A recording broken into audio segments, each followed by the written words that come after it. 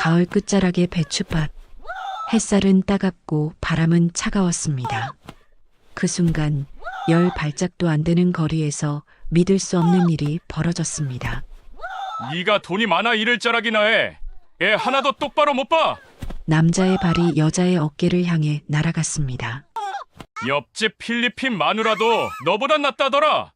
그녀의 등에는 생후 6개월 된 아기가 엎여 있었습니다. 아기의 울음소리가 밭 전체를 울렸습니다. 어디서 어른한테 목소리를 높여? 이래서 가정교육이 중요해! 옆에서 지켜보던 나이든 여자가 배추 한 포기를 집어들었습니다.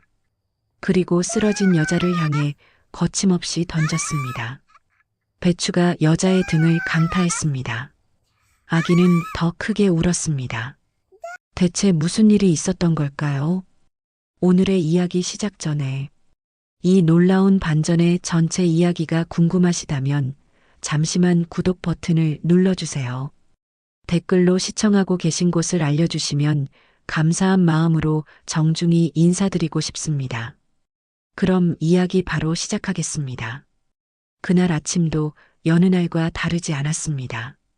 강은서는 새벽 5시에 눈을 떴습니다. 부엌으로 내려가 아궁이에 불을 지폈습니다. 시어머니와 남편의 아침 식사를 준비했습니다. 된장찌개, 김치, 계란말이, 그리고 따뜻한 밥. 밥상을 차리고 나서야 은서는 방으로 올라가 딸 다온이를 깨웠습니다. 다온아, 엄마 왔어. 아기는 엄마의 품에 안기며 방긋 웃었습니다. 은서는 딸에게 젖을 물렸습니다. 그 짧은 순간만이 은서에게 주어진 유일한 평화였습니다. 밥을 먹으며 시어머니 박옥란이 말했습니다. 오늘 배추 따야 해. 거래처에서 오후에 온대. 은서가 고개를 끄덕였습니다. 네, 어머니. 남편 이준호는 밥을 먹으면서도 한마디 거들었습니다. 아기는 그늘에 눕혀놓고 일해. 없고 하면 일이 더뎌. 은서는 아무 말도 하지 않았습니다. 그저 고개를 숙이고 밥을 먹었습니다.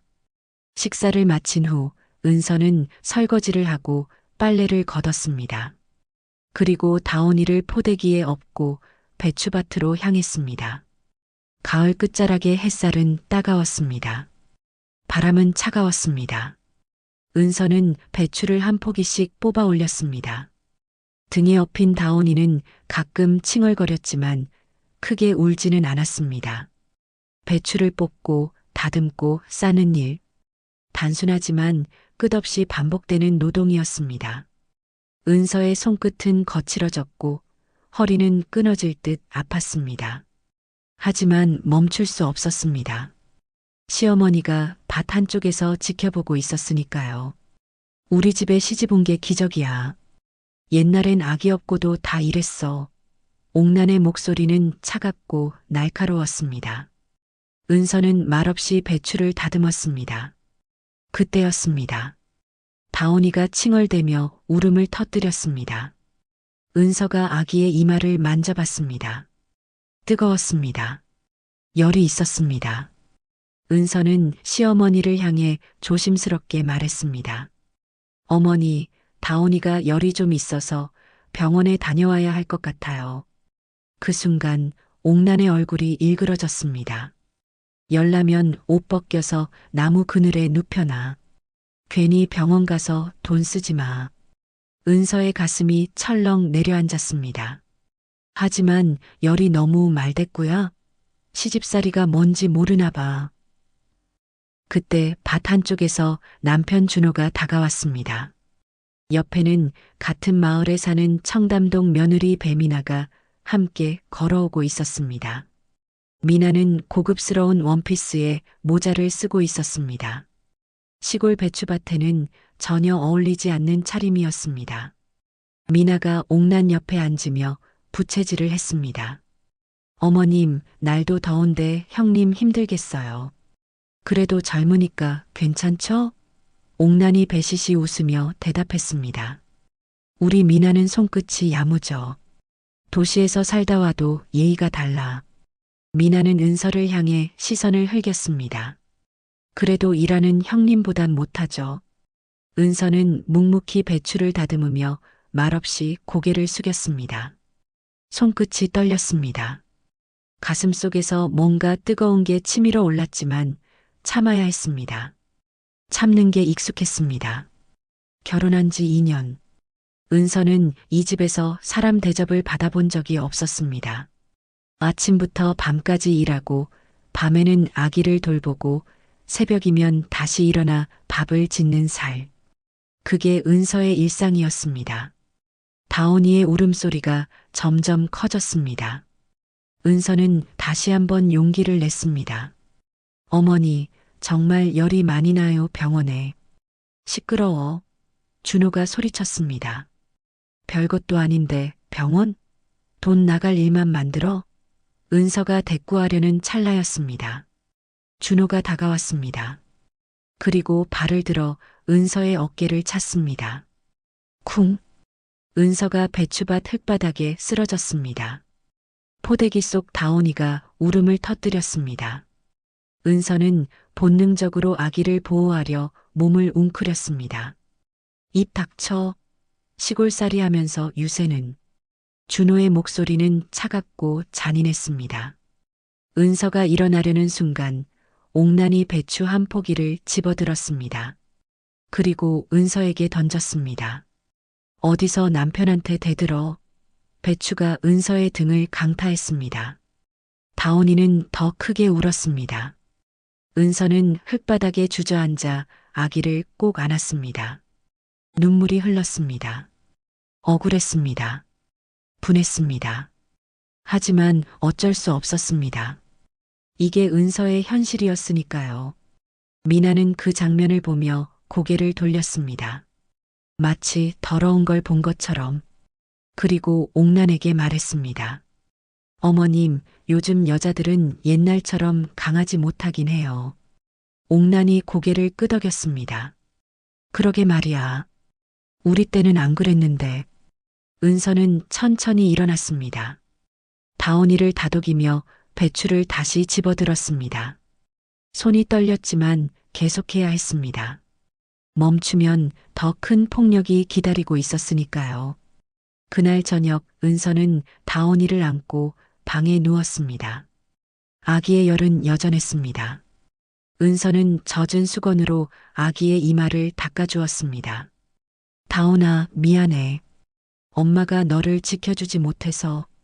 은서의 눈에서 눈물이 흘렀습니다. 창밖으로 마을 방범 CCTV에 붉은 불빛이 깜빡였습니다. 은서는 그 불빛을 멍하니 바라봤습니다. 그날 낮에 벌어진 일이 그 카메라에 찍혔을까요? 찍혔다 한들 누가 신경이 났을까요? 은서는 작은 한숨을 쉬었습니다. 그리고 다온이를 꼭 안았습니다. 이 아이만큼은 지켜야 한다고 다짐했습니다. 어떻게든. 사건이 있은 지 사흘이 지났습니다. 은서의 어깨에는 멍이 들었습니다. 하지만 아무도 물어보지 않았습니다. 시어머니도 남편도 마치 아무 일도 없었던 것처럼. 은서는 여전히 새벽 5시에 일어났습니다.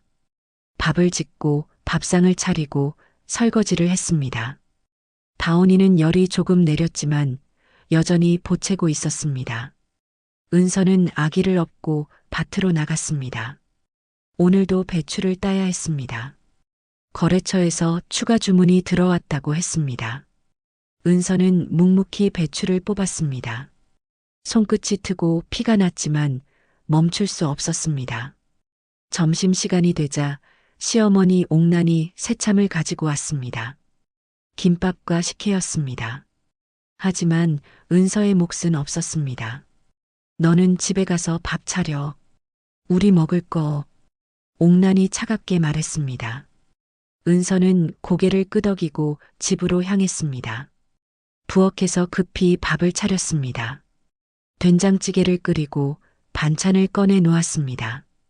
그리고 다시 밭으로 돌아왔을 때 옥난과 준호는 이미 식사를 마친 상태였습니다.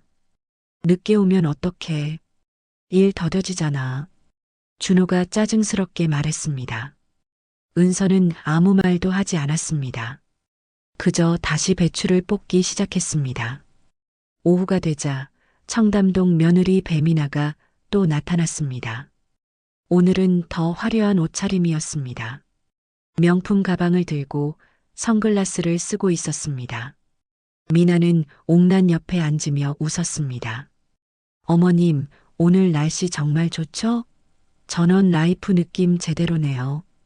옥란이 흐뭇하게 웃었습니다. 우리 미나는 손끝이 야무져. 서울에서 살다 와도 하나도 안 변했어. 사실 미나는 서울 외곽 월세방에서 살았던 사람이었습니다. 청담동과는 거리가 먼 삶이었죠. 하지만 시어머니 앞에서는 늘 도시 생활을 자랑했습니다. 어머님, 요즘 이런 게 유행이에요. 전원 라이프도 배워야죠. 미나가 은서를 힐끗 보며 말했습니다. 근데 형님은 진짜 시골 사람 같아요. 옷차림도 그렇고. 옥란이 고개를 끄덕였습니다. 그러게. 좀 꾸미고 살지. 맨날 저 모양이야. 은서는 그 말을 들었습니다. 하지만 대꾸하지 않았습니다. 꾸밀 시간도 돈도 여유도 없었으니까요. 은서는 그저 배추를 뽑았습니다. 손끝에 흙이 묻고 땀이 흘렀습니다. 등에 엎인 다온이가 다시 칭얼거렸습니다. 은서는 아기를 달래며 일을 계속했습니다.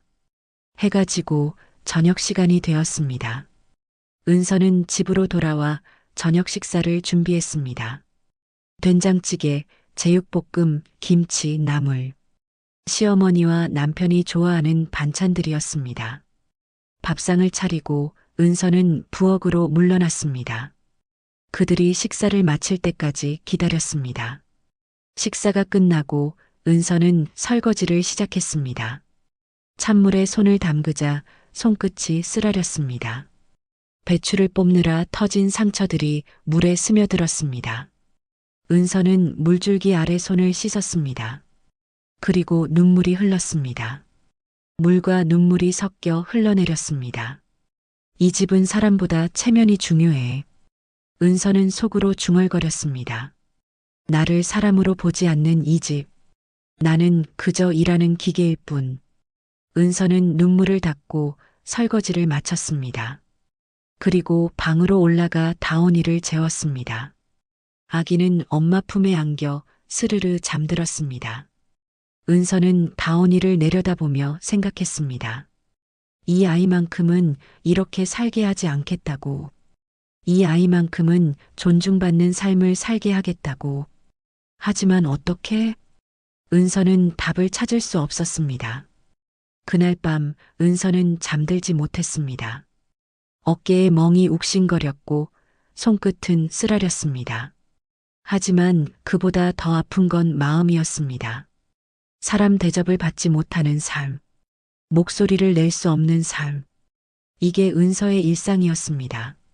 창밖으로 마을 방범 CCTV의 불빛이 깜빡였습니다.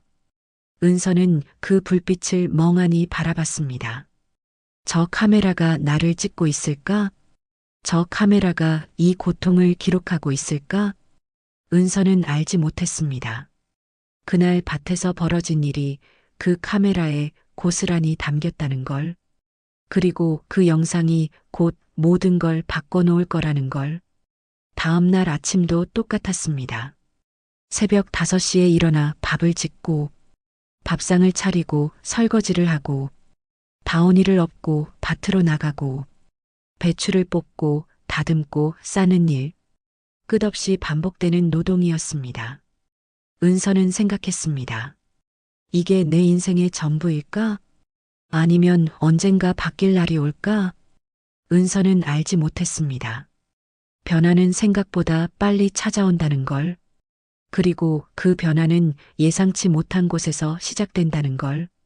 마을 단톡방에 누군가 영상 하나를 올렸습니다. 제목은 이랬습니다. 이게 사람이 할 짓인가요?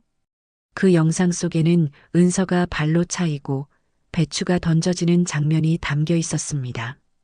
아기를 업은 채로 쓰러지는 은서, 울부짖는 아기. 그리고 차가운 시어머니와 남편의 모습. 영상이 업로드된 지 10분도 안 돼서 댓글이 쏟아지기 시작했습니다. 말도 안 돼. 저게 사람이야? 경찰에 신고해야 돼. 아기업은 며느리를 발로 차다니. 마을은 순식간에 들끓기 시작했습니다. 하지만 은서는 아직 아무것도 몰랐습니다. 오늘도 배추밭에서 일하고 있었으니까요. 변화의 바람이 불어오고 있다는 걸 은서는 전혀 눈치채지 못했습니다. 마을 단톡방의 알림이 멈추지 않았습니다. 핸드폰이 진동하고 또 진동했습니다. 영상 봤어? 충격이다. 마을 사람들의 손가락이 화면을 터치했습니다. 영상이 재생되었습니다.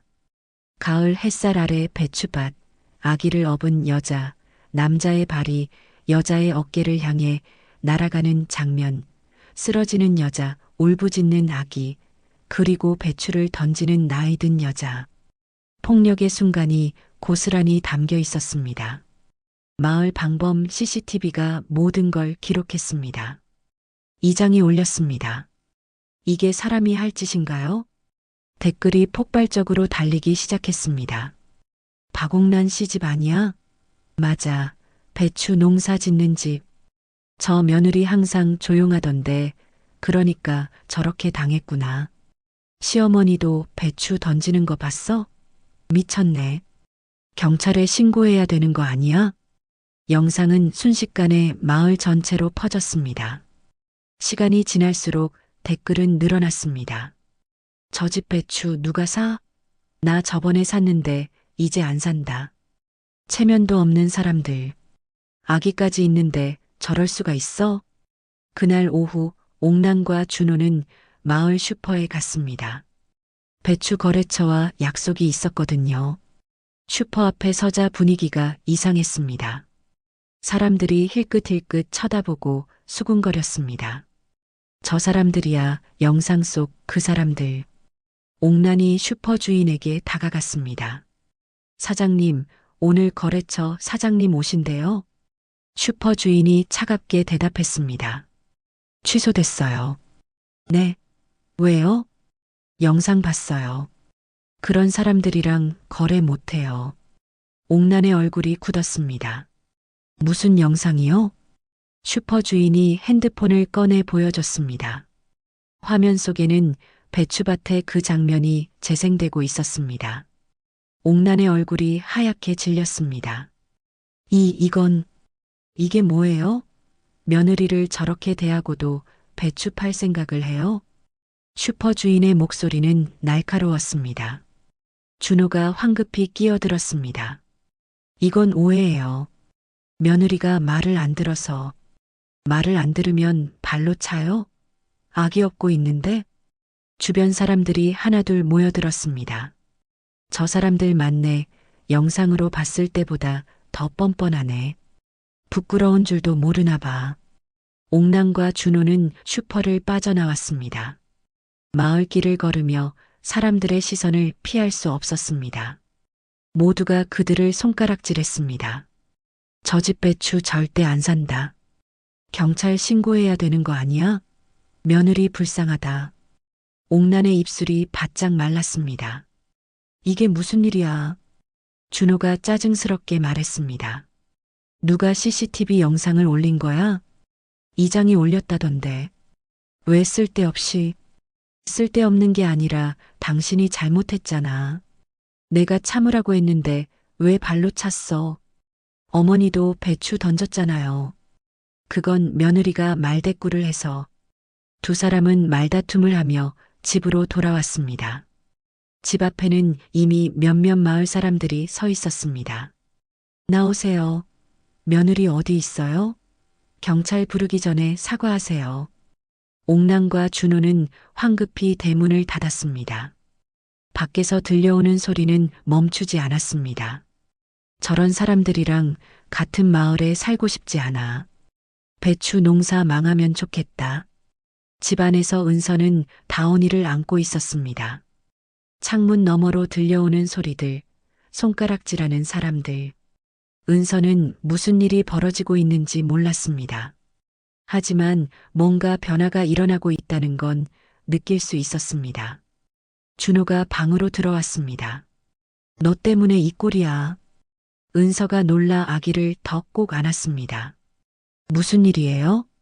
CCTV에 우리가 찍혔어. 마을 사람들이 다 봤다고. 은서의 심장이 쿵 내려앉았습니다. CCTV예요? 그래. 내가 맞는 장면이 다 찍혔어. 이제 우리 배추 아무도 안 산대. 준호가 소리쳤습니다. 옥란이 뒤따라 들어왔습니다. 다 내 탓이야. 내가 말을 잘 들었으면 이런 일이 없었어. 은서는 아무 말도 하지 못했습니다. 그저 다온이를 꼭 안고 있을 뿐이었습니다. 하지만 가슴속에서 뭔가가 꿈틀거렸습니다. CCTV에 찍혔다고? 내가 맞는 장면이? 그럼 이제 사람들이 알게 된 거야. 내가 어떻게 살았는지. 은서의 눈에서 눈물이 흘렀습니다. 하지만 이번엔 다른 종류의 눈물이었습니다. 억울함만의 눈물이 아니라 희망이 섞인 눈물이었습니다. 그날 밤 마을 단톡방은 더욱 뜨겁게 달아올랐습니다. 경찰에 신고했대요. 이장님이요. 가정폭력으로. 잘했다. 며느리 괜찮으려나? 누가 좀 도와줘야 될 것 같은데. 댓글은 계속 이어졌습니다. 저 집 배추 절대 안 사요. 거래처도 다 끊겼다던데. 체면만 중시하던 사람들이 망신당하네. 인과응보다. 다음 날 아침 옥란과 준호는 배추밭으로 나갔습니다. 오늘도 배추를 따야 했습니다. 하지만 거래처는 없었습니다. 전화를 걸어도 받지 않았습니다. 문자를 보내도 답장이 없었습니다. 이장 때문에 이렇게 됐어. 준호가 이를 갈았습니다. 누가 CCTV를 올리래? 옥란이 한숨을 쉬었습니다. 이제 어떡하지? 배추는 쌓여 있었지만 팔 곳이 없었습니다. 마을 사람들은 그들을 외면했습니다. 체면을 중시하던 박옥란, 돈을 중시하던 이준호, 그들이 가장 중요하게 여기던 것들이 무너지기 시작했습니다. 마을 입구를 지날 때마다 손가락질을 받았습니다. 슈퍼에 가면 사람들이 수군거렸습니다. 저 사람들이야 영상 속 그 사람들. 옥란은 외출을 꺼리게 되었습니다. 준호는 술을 마시기 시작했습니다. 그들의 자존심은 산산조각 났습니다. 그리고 그들은 깨닫기 시작했습니다. 세상은 더 이상 예전 같지 않다는 걸, 폭력은 숨겨지지 않는다는 걸, CCTV는 모든 걸 기록한다는 걸.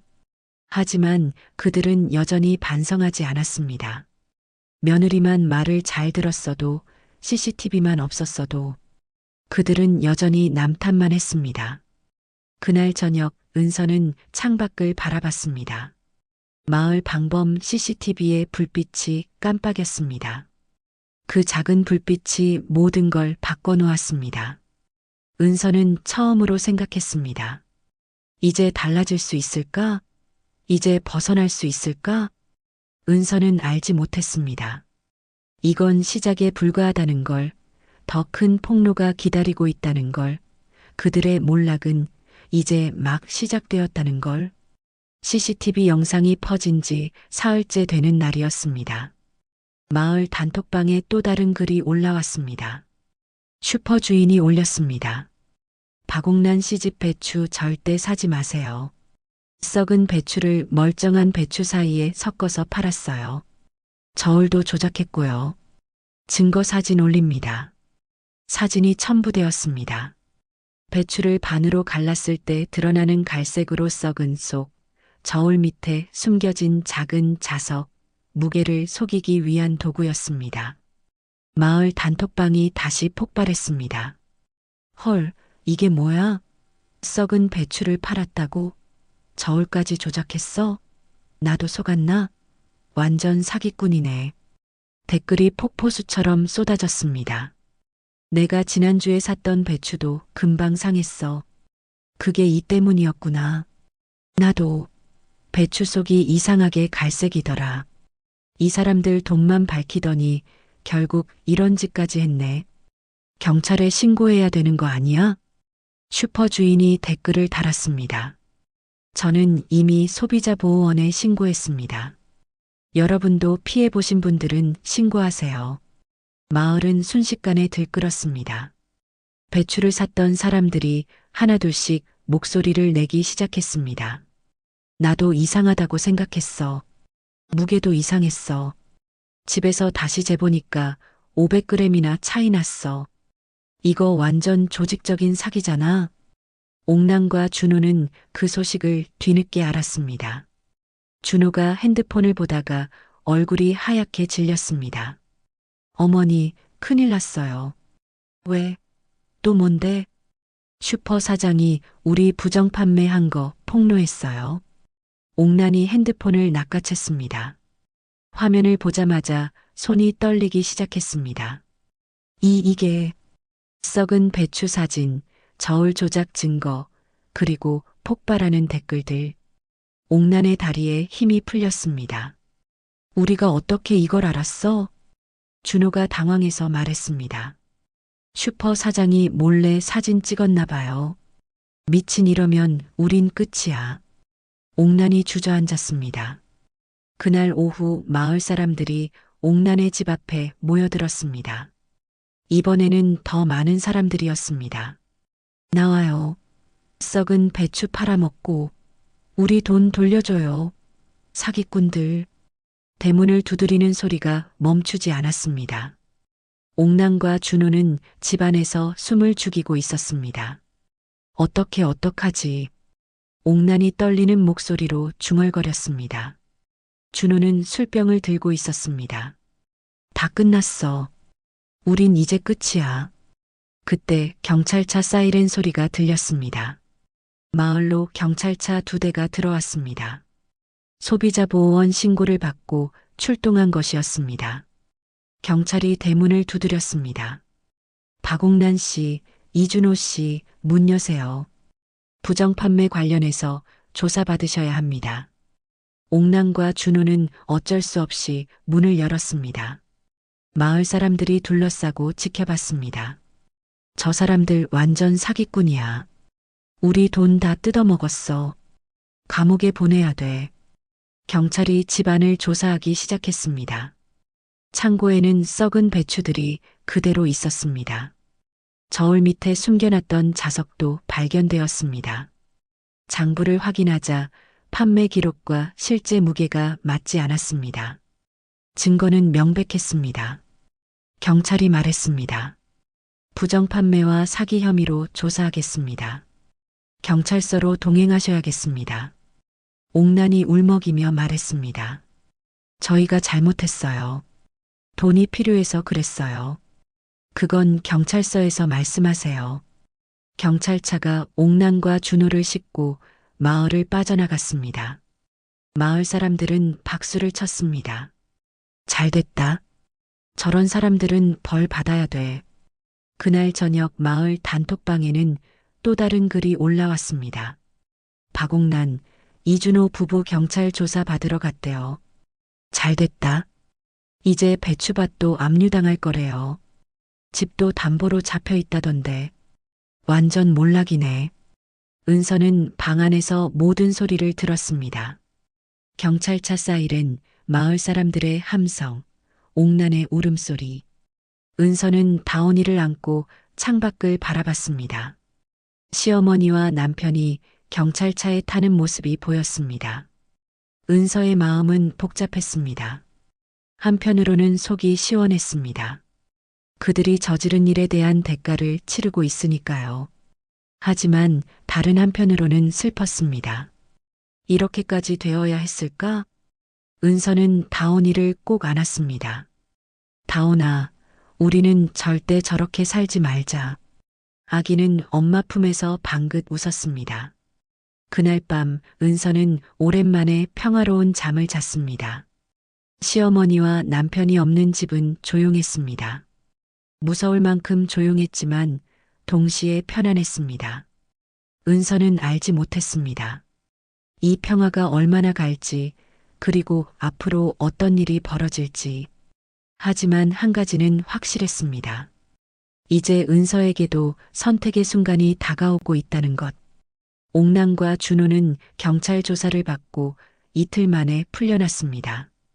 부정판매와 사기 혐의로 벌금형을 받았습니다. 벌금은 300만 원이었습니다. 하지만 그들에게 그 돈도 없었습니다. 배추 거래는 완전히 끊겼고 마을 사람들은 그들을 외면했습니다. 집으로 돌아온 옥남과 준호는 절망에 빠졌습니다.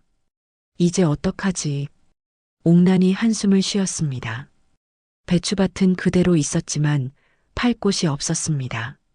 벌금은 내야 했고 생활비도 필요했습니다. 그때 준호가 말했습니다.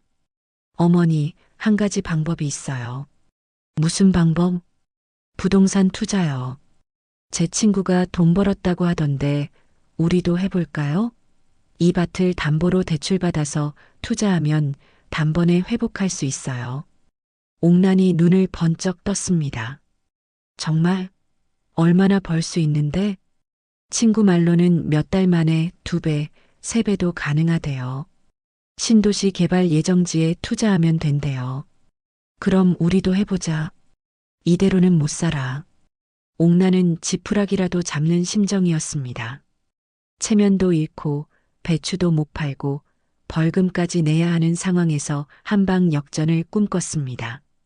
다음 날 준호는 친구를 만났습니다. 친구는 화려한 옷을 입고 고급 차를 몰고 왔습니다. 준호야, 투자하려고? 잘 생각했어. 나도 이거로 대박 났어. 어떻게 하면 돼? 간단해. 이 부동산 컨설팅 회사에 투자하면 돼. 신도시 개발 예정지 땅을 미리 사놓으면 나중에 몇 배로 뛰어. 나는 3달 만에 5천만 원 벌었어. 준호의 눈이 반짝였습니다. 우리 밭을 담보로 대출받으면 얼마나 나올까? 한 5천만 원? 그 정도면 충분해. 1년 안에 2배는 만들 수 있어. 준호는 그 자리에서 결심했습니다. 집으로 돌아와 옥란에게 말했습니다. 어머니, 밭을 담보로 대출받아요. 친구가 확실한 투자처를 알려줬어요. 정말 안전한 거야? 친구가 벌써 5천만 원 벌었대요. 우리도 할 수 있어요. 옥란은 잠시 망설였습니다. 하지만 지금 상황에서 다른 방법이 없었습니다. 좋아, 해보자. 이번이 마지막 기회야. 다음 주 옥란과 준호는 은행에 갔습니다. 배추밭을 담보로 5천만 원 대출을 받았습니다. 은행 직원이 물었습니다. 담보대출이신데 용도가 어떻게 되시나요? 사업 자금이요. 위험한 투자는 피하시는 게 좋습니다. 알아요, 괜찮아요. 대출이 나오자마자 준호는 친구가 알려준 부동산 컨설팅 회사로 갔습니다. 회사 사무실은 화려했습니다. 고급 가구, 큰 모니터, 양복 입은 직원들. 상담사가 웃으며 말했습니다. 어서 오세요. 투자 상담 오셨죠? 네, 5천만 원 투자하려고요. 좋은 선택이십니다. 저희가 관리하는 신도시 개발 예정지는 확실합니다. 정부 발표만 나면 땅값이 최소 2배는 오릅니다. 정말요? 물론이죠. 계약서 여기 사인하시면 됩니다. 준호는 계약서를 읽어보지도 않고 사인했습니다. 5천만 원이 그 자리에서 입금되었습니다. 집으로 돌아온 준호는 옥란에게 말했습니다. 다 했어요. 이제 기다리기만 하면 돼요. 정말 잘 될까? 친구가 보증했어요. 걱정 마세요. 한 달이 지났습니다. 아무 소식이 없었습니다. 2달이 지났습니다. 상담사는 전화를 받지 않았습니다. 3달이 지났습니다. 준호가 회사를 찾아갔습니다. 사무실은 텅 비어 있었습니다. 여기 사람들 어디 갔어요? 건물 관리인이 말했습니다. 그 회사요? 한 달 전에 야밤에 도망갔어요. 사기꾼들이었대요. 준호의 머리가 하얗게 변했습니다. 뭐라고요? 경찰이 찾고 있어요. 피해자가 당신만이 아니래요. 준호는 그 자리에서 주저앉았습니다. 5천만 원이 날아갔습니다. 아니, 5천만 원뿐만이 아니었습니다. 담보로 잡힌 배추밭까지. 집으로 돌아온 준호는 옥란에게 말할 수 없었습니다. 하지만 숨길 수 없었습니다. 한 달 후 은행에서 연락이 왔습니다. 대출금 상환이 연체되었습니다. 담보물을 처분하겠습니다. 옥란이 전화를 받고 소리쳤습니다. 뭐, 담보 처분? 그게 무슨 소리야? 준호, 이게 무슨 일이야? 준호는 아무 말도 하지 못했습니다. 그저 술만 마셨습니다. 미안해요. 어머니, 제가 잘못했어요. 미안하면 뭐해?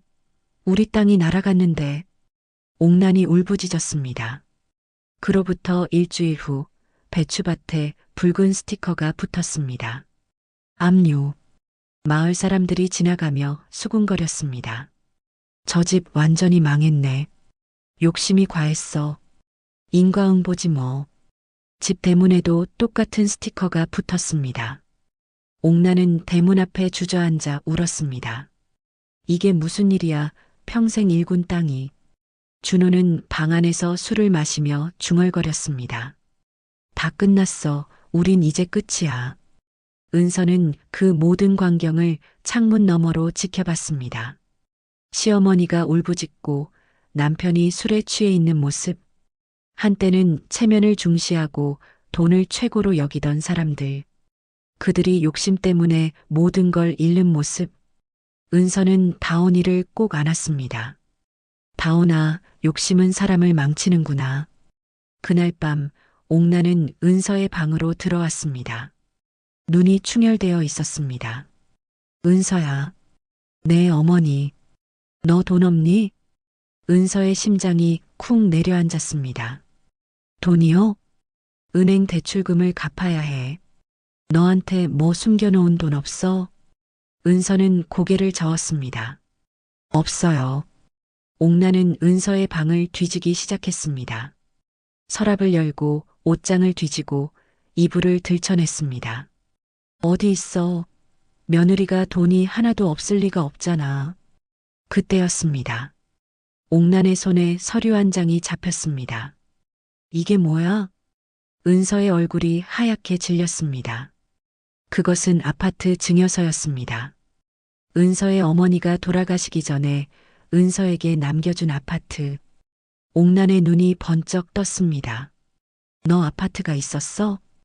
은서는 아무 말도 하지 못했습니다. 옥란은 서류를 들고 밖으로 뛰어나갔습니다. 준호, 이것 봐.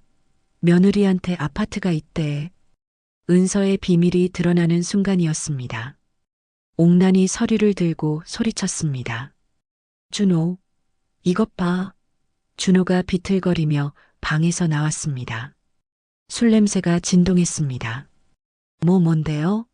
며느리가 아파트를 숨겨놨어. 준호의 눈이 번쩍 뜨였습니다. 술이 확 깨는 듯 했습니다. 아파트? 옥란이 서류를 펼쳤습니다. 봐, 증여서야. 증여자 강은정, 수중자 강은서. 시가 2억 원짜리 아파트래.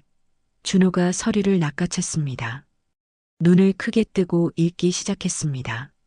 이게 정말이네. 준호의 얼굴에 탐욕이 번졌습니다. 그는 은서의 방으로 달려갔습니다. 은서는 다온이를 안고 벽에 기대 서 있었습니다. 온몸이 떨리고 있었습니다. 이게 뭐야? 준호가 서류를 흔들며 소리쳤습니다. 아파트가 있으면서 우리한테 숨긴 거야? 은서는 아무 말도 하지 못했습니다. 옥란이 뒤따라 들어왔습니다. 이 집이 망하는데 아파트를 숨기고 있었어? 며느리가 이럴 수 있어? 은서가 떨리는 목소리로 말했습니다. 그건 제 엄마가 돌아가시기 전에 남겨주신 거예요. 그래서 시집 오면 다 가족 거 아니야? 그건 제 거예요. 제 딸 다온이의 미래예요. 준호가 다가왔습니다. 지금 뭐라고 했어? 내 거? 이 집이 망하는데 내 거는 무슨 내 거야. 그건 엄마가 저한테만 남겨주신 거예요. 결혼 전에 받은 거라고요. 옥난이 비웃었습니다. 결혼 전이든 후든 무슨 상관이야. 가족이면 도와야지. 준호가 서류를 들고 나갔습니다. 이거 팔아서 밭 살려야겠어. 은서가 소리쳤습니다. 안 돼요. 그건 제 거예요. 은서가 달려가 서류를 뺏으려 했습니다. 하지만 준호가 밀쳤습니다. 비켜. 은서가 바닥에 넘어졌습니다. 다온이가 울음을 터뜨렸습니다. 은서는 바닥에서 일어나며 소리쳤습니다. 그건 제 엄마 유산이에요. 당신들이 손댈 수 없어요. 준호가 비웃었습니다. 유산? 그럼 뭐 어쩌라고? 우리는 망하는데 너만 살겠다고? 저도 살아야죠. 제 딸도 살아야죠. 옥난이 은서에게 다가왔습니다. 이 집에서 몇 년을 먹고 살았는데 이제 와서 내 거는 무슨 내 거야. 저 밥 해드리고 이랬어요. 맞으면서도 참았어요. 그게 며느리 도리지. 은서의 눈에서 눈물이 흘렀습니다. 하지만 이번엔 참지 않았습니다. 도리요? 사람을 사람 취급도 안 하면서 무슨 도리예요? 준호가 소리쳤습니다. 입 닥쳐. 어쨌든 이 아파트 팔 거야. 은서가 핸드폰을 꺼냈습니다. 그럼 저 경찰 부를 거예요. 그건 제 재산이에요. 당신들이 강제로 뺏으면 범죄예요. 준호가 멈칫했습니다. 뭐, 결혼 전에 증여받은 재산은 제 개인 재산이에요. 법적으로요. 당신들이 강제로 처분하려고 하면 재산 강요죄예요. 은서의 목소리는 떨렸지만 단호했습니다. 옥난이 비웃었습니다. 법, 며느리가 시댁한테 법을 들먹여? 법 안 들먹이면 당신들이 들어줬나요? 준호가 서류를 찢으려고 했습니다. 그 순간 은서가 핸드폰을 들어 사진을 찍었습니다. 뭐 하는 거야? 증거 남기는 거예요. 원본 서류는 은행 금고에 있어요. 그거 찢어봐야 소용없어요. 준호의 손이 멈췄습니다. 은서가 계속 말했습니다. 그리고 지금 당신들이 하는 행동 다 녹음되고 있어요. 재산 강요한 증거로 쓸 거예요. 옥난의 얼굴이 하얗게 질렸습니다. 너 진짜. 저도 살아야 해요. 제 딸도 살아야 하고요. 은서는 다온이를 꼭 안았습니다. 더 이상은 못 참아요. 당신들이 저한테 한 짓 CCTV에 다 찍혔고 마을 사람들도 다 알아요. 이제 제가 뭘 해도 사람들은 저 편이에요. 준호가 주먹을 쥐었습니다. 하지만 때릴 수 없었습니다. 은서의 핸드폰이 자신을 향하고 있었으니까요. 이 아파트는 절대 안 팔아요. 제가 다온이 키우면서 살 곳이에요. 옥난이 울먹이며 말했습니다. 그럼 우린 어떡하라고. 그건 저도 몰라요. 당신들이 욕심부린 결과잖아요. 은서는 방문을 닫았습니다. 그리고 안에서 문을 잠갔습니다. 옥난과 준호는 문 밖에 서 있었습니다. 준호가 문을 두드렸습니다. 와, 문 열어. 하지만 은서는 열어주지 않았습니다. 안에서 다온이의 울음소리만 들렸습니다. 옥난이 주저앉았습니다. 이게 무슨 일이야. 며느리한테 이런 소리를 듣다니. 준호는 서류를 구겨 던졌습니다. 망했어. 완전히 망했어. 그날 밤 준호는 또 술을 마셨습니다. 옥난은 거실 바닥에 앉아 울었습니다. 내가 뭘 잘못했길래 평생 일군 땅도 잃고 며느리한테 이런 소리까지 듣고 하지만 대답해주는 사람은 없었습니다. 은서는 방 안에서 다온이를 재우고 있었습니다. 손은 떨렸지만 마음은 단단했습니다. 다온아, 엄마가 지켜줄게. 엄마가 우리 미래를 지킬게. 은서는 핸드폰을 꺼냈습니다. 그리고 검색했습니다. 가정폭력 상담, 재산 강요 신고, 이혼 절차. 은서는 더 이상 예전의 순종적인 며느리가 아니었습니다. CCTV 영상이 퍼진 후, 마을 사람들이 자신의 편이 된 후, 은서는 깨달았습니다. 싸울 수 있다는 걸, 벗어날 수 있다는 걸. 은서는 변호사 사무실 전화번호를 저장했습니다. 내일 전화하기로 마음먹었습니다. 이제 끝을 내야 할 때였습니다. 창밖으로 마을 CCTV의 불빛이 깜빡였습니다. 은서는 그 불빛을 보며 생각했습니다. 저 작은 불빛이 제 인생을 바꿔놓았구나. 이제 저도 제 인생을 바꿀 차례야. 다음 날 아침 은서는 변호사 사무실에 전화를 걸었습니다. 여보세요. 법률 상담 받고 싶은데요. 어떤 사건이신가요? 가정폭력이요. 그리고 재산 강요도요. 오늘 오후 2시에 오실 수 있으세요? 네, 갈게요. 은서는 다온이를 업고 변호사 사무실로 향했습니다. 마을 사람들이 손을 흔들며 인사했습니다. 은서 씨, 어디 가요? 잠깐 볼 일 있어서요. 힘내요. 우리가 응원해요. 은서는 고개를 끄덕이며 미소 지었습니다. 변호사 사무실에 도착했습니다. 변호사 한서준은 30대 중반의 남자였습니다. 앉으세요. 어떤 일로 오셨는지 말씀해 주세요. 은서는 지난 2년간의 일을 차근차근 설명했습니다. 시어머니와 남편의 폭력, 배추밭에서의 학대, CCTV 영상, 부정판매 사건, 그리고 아파트 증여서 강요 시도. 한서준은 메모를 하며 고개를 끄덕였습니다. 증거는 있으신가요? CCTV 영상은 마을 이장님이 가지고 계세요. 그리고 어제 녹음한 것도 있어요. 은서가 핸드폰을 꺼냈습니다. 녹음 파일을 재생했습니다. 준호의 목소리가 흘러나왔습니다. 이거 팔아서 밭 살려야겠어. 그건 제 거예요. 비켜. 넘어지는 소리, 다온이의 울음소리. 한서준이 고개를 끄덕였습니다. 충분합니다. 가정폭력, 재산 강요, 그리고 폭행 미수까지 입증 가능합니다. 제가 이길 수 있을까요? 충분히 가능합니다. 증거가 명백하니까요.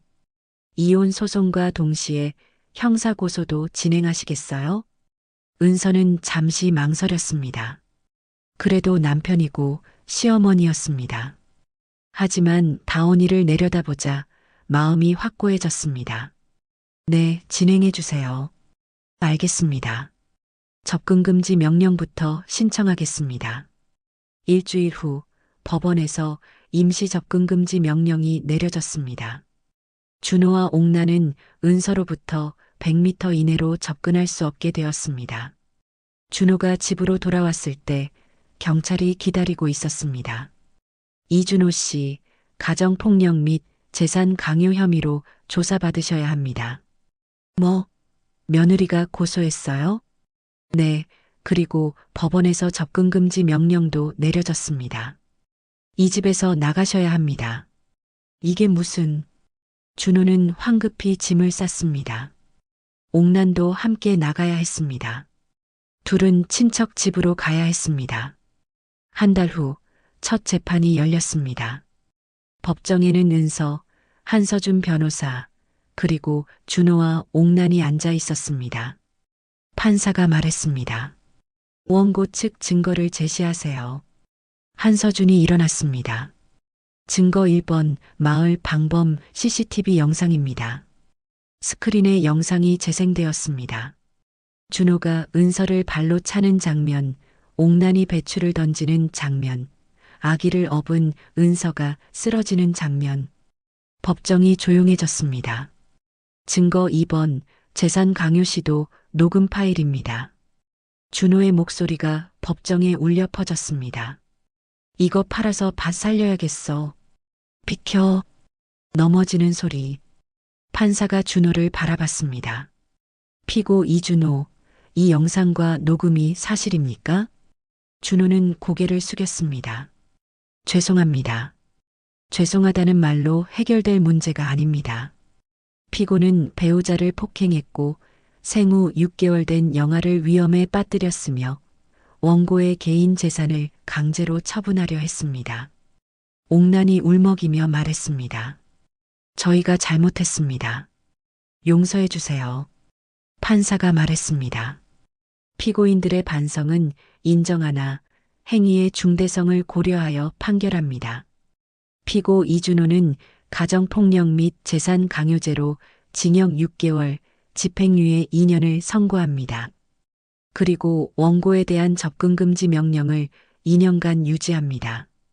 피고 박옥란은 가정폭력 방조죄로 벌금 500만 원을 선고합니다. 이혼 청구는 인정되며 양육권은 원고 강은서에게 있습니다. 피고는 월 50만 원의 양육비를 지급해야 합니다. 쿵. 판사가 망치를 내리쳤습니다. 은서는 눈물을 흘렸습니다. 하지만 이번엔 슬픔의 눈물이 아니었습니다. 해방의 눈물이었습니다. 법정을 나서는 은서를 향해 준호가 소리쳤습니다. 은서야, 미안해. 하지만 은서는 돌아보지 않았습니다. 한서준이 말했습니다. 축하드립니다. 새로운 시작이네요. 감사합니다, 변호사님. 석 달 후, 은서는 도시 외곽의 작은 건물 1층을 임대했습니다. 간판을 달았습니다. 소담 공방. 은서는 도자기를 빚기 시작했습니다. 손으로 만드는 그릇, 반찬병, 아기 이유식기. 결혼 전에 배웠던 도예를 다시 시작한 것이었습니다. 이건 우리 다온이처럼 다시 태어나는 그릇이에요. 은서는 SNS에 작품 사진을 올렸습니다. 댓글이 달리기 시작했습니다. CCTV 속 그 며느리 맞죠? 응원해요. 진짜 멋져요. 그릇 사고 싶어요. 힘내세요. 당신은 강합니다. 주문이 들어오기 시작했습니다. 처음에는 하루에 한두 개, 그러다 일주일에 10여 개, 한 달 후에는 30개 이상. 은서는 바빴지만 행복했습니다. 공방 한쪽에는 다온이가 놀 수 있는 공간을 만들었습니다. 아기는 엄마가 흙을 빚는 모습을 보며 웃었습니다.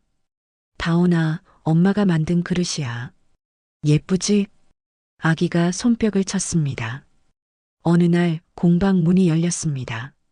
마을 이장이었습니다. 은서 씨, 잘 지내요?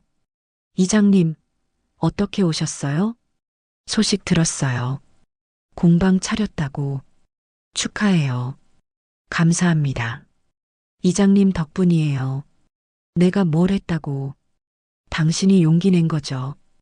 이장이 그릇을 하나 집어들었습니다. 이거 정말 예쁘네요. 마을 사람들한테 알려줄게요. 정말요? 감사합니다.